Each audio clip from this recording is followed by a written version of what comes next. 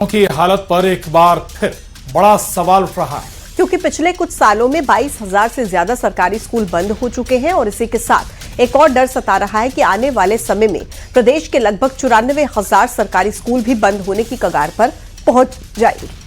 School बचाव संघर्ष समिति ने राजधानी में बड़ा प्रदर्शन भी किया था। उनका दावा है कि 2015-2016 से जब से मध्य प्रदेश में स्कूलों से बंद करने की कवायद शुरू हुई थी, तब से वो स्कूलों में घूम घूम कर स्कूलों की स्थिति का जायजा ले रहे हैं। एमपी के सरकारी स्कूल बेहाल हैं।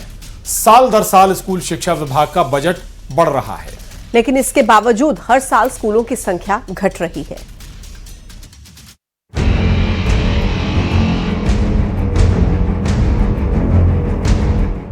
एमपी के सरकारी स्कूलों की हालत पर एक बार फिर सवाल उठ रहा है। ये सवाल इसीलिए क्योंकि प्रदेश में लगातार सरकारी स्कूल बंद हो रहे हैं। अब एक बार फिर हजारों स्कूल बंद होने की कगार पर है। एमपी विधानसभा में पेश की गई रिपोर्ट में एक बड़ा खुलासा हुआ है। इस रिपोर्ट के मुताबिक एमपी में पिछले कुछ सालों में 22,000 से ज्यादा सरकारी स्कूल बंद हो चुके हैं। 94,000 सरकारी स्कूल बंद होने की कगार पर हैं। 5 साल के अंदर 7,000 स्कूल बंद हो चुके हैं। 2015 से 16 में अब तक 22,000 स्कूल बंद हुए हैं। स्कूल बचाव संघर्ष समिति का आरोप है कि प्रदेश के कई स्कूलों की मरम्मत की जरूरत है, लेकिन उनको बंद किया जा रहा है। कई स्कूलों में टॉयलेट तक नहीं है। टॉयलेट नहीं है, बच्ची बाहर गर्ल्स टॉयलेट करने के लिए जाती है, उसको गुंडे उठाकर ले जाते हैं, उसका रेप हो जाता है। भोपाल के बरखेड़ा भेल का स्कूल है जिसको पीएम श्री कर दिया है, उसका प्लास्टर गिरता है, 2 बच्चियां और एक टीचर घायल हो जाती है।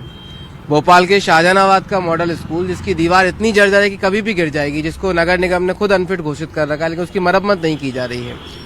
ऐसे स्कूल्स को सुधारने की बजाय अभी सरकारें इनको बंद करने की कवायद चला रही हैं। अब इसको लेकर सियासत शुरू हो चुकी है। कांग्रेस का आरोप है कि सरकार स्कूलों को बंद कर रही है। उधर बीजेपी का कहना है कि स्कूलों को मर्ज कर सुधार किया जा रहा है, सुविधाओं का विस्तार किया जा रहा है। बड़े निम्न स्तर पर पहुंच गया है, खासकर प्राइमरी क्षेत्रों में, ग्रामीण क्षेत्रों में।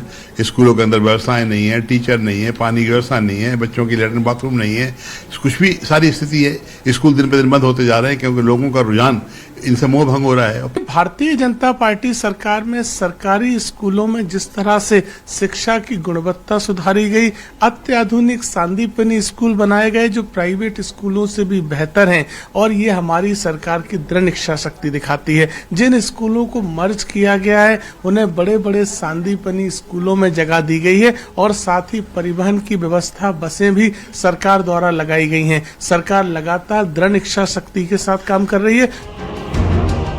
मध्य प्रदेश में बंद होते सरकारी स्कूलों पर एक बहस छिड़ गई है।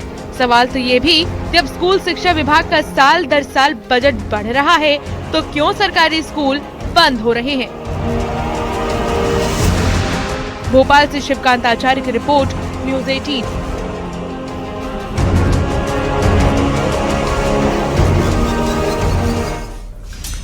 मध्य प्रदेश में पिछले 10 सालों में करीब 32,000 से ज्यादा स्कूल बंद हो चुके हैं। वहीं 61,000 से ज्यादा शिक्षक और लाखों बच्चे स्कूलों से कम हुए हैं। यह आंकड़ा चौंकाने वाला है, लेकिन यह हकीकत है। आपको ये भी बता देते हैं कि एमपी के सरकारी स्कूलों की हालत आखिर है क्या। दरअसल 2025-26 में 21,193 शासकीय माध्यमिक विद्यालय ऐसे हैं जिनमें 20 से कम विद्यार्थी हैं। 29,486 स्कूलों में छात्रों की संख्या 40 से भी कम है और प्रदेश के 8,533 स्कूल केवल एक शिक्षक के भरोसे चल रहे हैं, जबकि 28,716 स्कूलों में सिर्फ 2 शिक्षक हैं।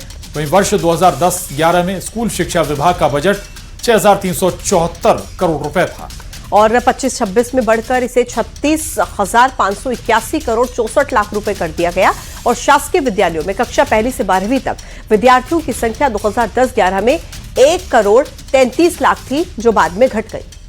और घटकर 2025-26 में 79 लाख रह गई, यानी 15 साल में कुल 54.27 लाख विद्यार्थियों की कमी हुई है।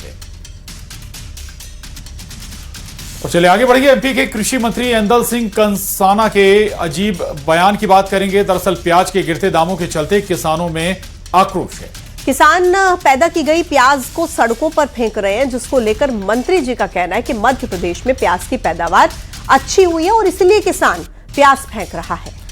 ये वही कृषि मंत्री हैं जो कभी कहते हैं खाद की कोई किल्लत नहीं है, जो किसान प्रदर्शन कर रहे हैं वो किसान ही नहीं है, बल्कि कांग्रेस के नेता है वो। और मंत्री जी को किसानों की परेशानी कभी दिखती नहीं है, बस बेतुके से बयान देने से वो बाज नहीं आते हैं। वहीं कृषि मंत्री ऐंदल सिंह कंसाना के बयान पर एमपी कांग्रेस अध्यक्ष जीतू पटवारी ने निशाना साधा और उन्होंने कहा कि कृषि मंत्री के बयान से किसानों का अपमान हुआ, उनका बयान किसानों को गाली देने जैसा है। कृषि मंत्री होने के नाते क्योंकि आवक अच्छी हुई है इसलिए फेंक रहे हैं ना, आवक तो अच्छी हो रही है। और कांग्रेस के राज में तो प्याज होती नहीं थी, पानी मिलता नहीं था, प्याज नहीं होती थी, प्याज का कोई फसल नहीं होती थी, पानी नहीं था, बिजली नहीं थी, सड़क नहीं थी, सारी बातें थी ही नहीं। आज सब चीज है। प्याज इसलिए फेंकना पड़ रहा है कि सरकार की नीतियां गलत है, देश की और प्रदेश की। तो ऐदल सिंह कंसाना जो ये बयान दे रहे हैं, ये बयान गाली दे रहे हैं किसान को, उसका अपमान कर रहे हैं। किसान भाइयों देखो, आपकी फसल को मध्य प्रदेश के बीजेपी के मंत्री किस तरीके से उपहास उड़ा रहे हैं। न इन्होंने खाद आपको समय पे दिया, लाइनों में आपको मौत दी, मौत लाइनों में आज भी एक मौत हुई है। ये खजुराहो की जहां पर कैबिनेट की बैठक में कई अहम प्रस्तावों पर मुहर लगी है। बैठक के बाद सीएम डॉक्टर मोहन यादव भी प्रेस कॉन्फ्रेंस में बैठे, जहां राज्य मंत्री दिलीप अहिरवार ने कैबिनेट बैठक में हुए फैसलों की जानकारी दी। सरकार ने इस बैठक में बुंदेलखंड अंचल को कई बड़ी सौगातें दी, जिनमें बुंदेलखंड में 4 नए मेडिकल कॉलेजेस शुरू होंगे। इनमें पन्ना, दमोह, कटनी, छतरपुर में मेडिकल कॉलेज खोले जाएंगे और अगले शैक्षणिक सत्र से इसकी घोषणा की गई। 12 अस्पतालों को आधुनिक सुविधाओं से अपग्रेड किया जाएगा। मेडिकल कॉलेज के लिए आउटसोर्स पदों की स्वीकृति भी हो चुकी है। वहीं दमोह, छतरपुर और बुधनी में पदों की स्वीकृति मिली है। 990 नियमित और 615 आउटसोर्स पदों की भी स्वीकृति मिली है। पिछड़ा वर्ग के 600 युवा जाएंगे जापान और जर्मनी। दमोह में झापड़ नाला माध्यम सिंचाई परियोजना को भी मंजूरी मिल गई है। वहीं सागर, छतरपुर और सागर दमोह के बीच 4 लेन सड़क को भी मंजूरी दी गई है। जनवरी में बोत्सवाना से 8 चीते मध्य प्रदेश लाए जाएंगे। पद मंजूर कर दिए क्योंकि बिल्डिंग इनकी बन गई है और इसी के साथ साथ हमारे पन्ना और कटनी के मेडिकल कॉलेज भी अगले साल प्रारंभ होंगे। अर्थात दमोह, पन्ना, साथ साथ हमारा कटनी, छतरपुर, ये 4 मेडिकल कॉलेज की सौगात हमारी अगले ही सत्र 6 महीने बाद यहीं इसी बुंदेलखंड की धरती पे देंगे। ये बुंदेलखंड कई कारण से जीआई टैग मिला है, जिसके आधार पर स्टोन की इंडस्ट्री की बड़ी संभावना, जो पत्थर की अलग अलग तराशी हुई प्रतिमाओं से लेकर के फर्नीचर क्लस्टर तक हर क्षेत्र में हम प्रमोट कर रहे हैं। लेकिन केन बेतवा नदी जोड़ो अभियान के माध्यम से एक और बड़ी परियोजना यहाँ मंजूर की है, जिसके आधार पर यहाँ के किसानों को खेती की पानी मिलेगा, पीने की पानी की सप्लाई रहेगी और इंडस्ट्री को भी पानी मिलेगा। बताने के लिए तो बहुत कुछ है। एक राष्ट्रीय परियोजना के समानांतर 2 NH को जोड़ने वाला एक 4 लेन का नया प्रोजेक्ट भी हमने आज मंजूर किया है।